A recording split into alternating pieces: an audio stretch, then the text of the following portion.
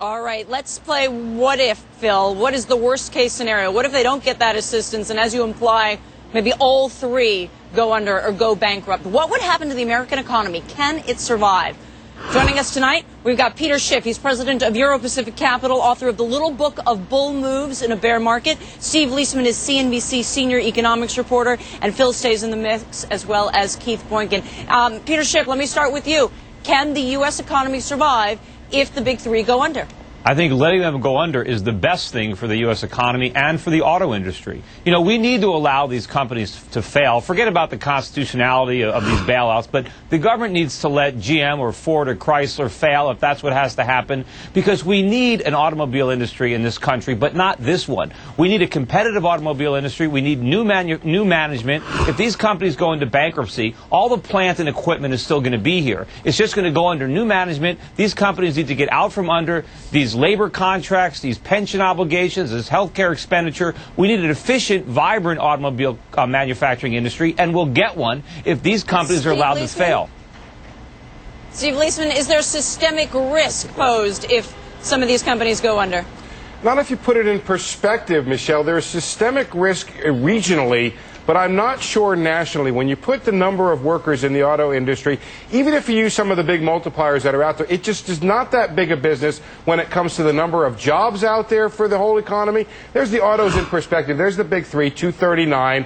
All motor vehicle parts is 842. Department stores, 1.4 million.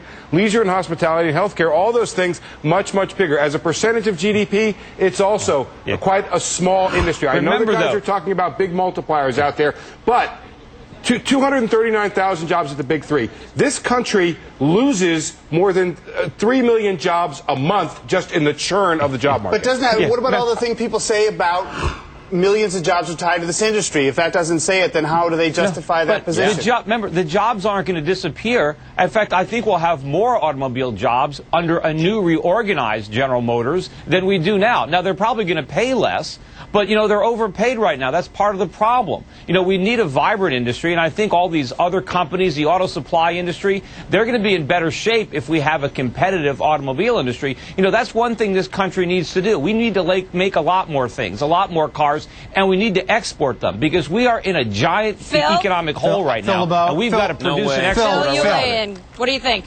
With all due respect, Peter Schiff, no way. They're not going to have more jobs if these guys go under. This is the second biggest purchase somebody makes after their home. And I'm telling you right now, nobody's going to be buying a car. No, Americans are through buying cars right now. We need to make cars and export them to the rest of the world. Americans are through buying cars? Look, we're too broke to afford any more cars. Americans are through buying cars? Yes, we're not. Are you crazy? No, I'm not. We're not buying cars. We're not buying homes. We're not buying television sets. We spent and borrowed ourselves into bankruptcy right now. We got to focus on producing stuff and exporting stuff to people outside this country that can actually afford to buy things. But Phil, isn't there a possibility of a crisis of confidence, though, if the public sees that we let the auto industry just fail like that? Won't that have an impact on the economy? We can't bail them out. Crisis in confidence in Michigan for decades, Phil. You keep on talking about this industry as something that's static. Is it time that we admit, at least, that this industry is not sized right? I know it has taken a ton of pain. It's taking a ton of pain now. But do we need this many automakers? Look, there's no argument there, and there's too much capacity. Nobody's arguing that at all. The problem is, if you sit there and you shut down one of the big three, the other ones go, the auto suppliers quickly go. It's a cascading effect. But we have to let make cars anymore. The point is that these labels, these brands aren't going to die. You're going to sell Jeep or Dodge or what have you. They're going to exist in some other entity. Somebody else is going to own them. So they're not going to go completely. Not all. It's going to streamline itself naturally. The things that aren't selling go away. The things that are valuable will stay. Somebody else will own it. There's a couple of different questions on the table here. One is, I think Phil makes an excellent point about the cash burn. You have had a shock to this industry that it makes sense to help them through here.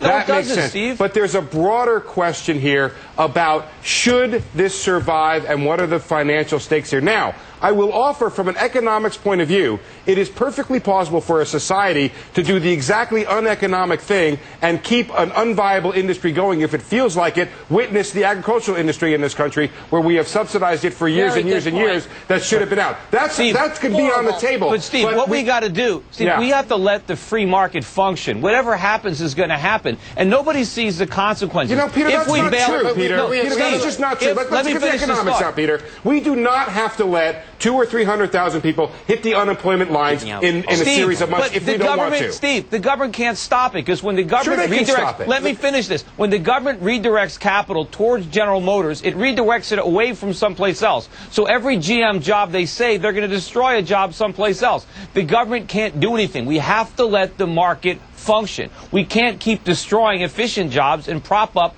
overpaid managers and overpaid labor union workers. We need to let this market function properly. You know, we shouldn't have bailed out all these financial firms. We should have let these firms fail too. And Steve, if we give them $25 billion now, won't they be back in 10 years for $50 billion? They'll be back in 6 months. What other industry is next? Almost certainly, if we do not demand really serious structural changes, I would be a person who would support the government easing the transition to where the market needs to take it. Peter says let laissez-faire work right now, and Phil, I think, is saying you got to save them. They're viable companies. Am I right, Phil? I'll take the car. I'll take the car. We got to wrap it up, guys. Thank you, Phil.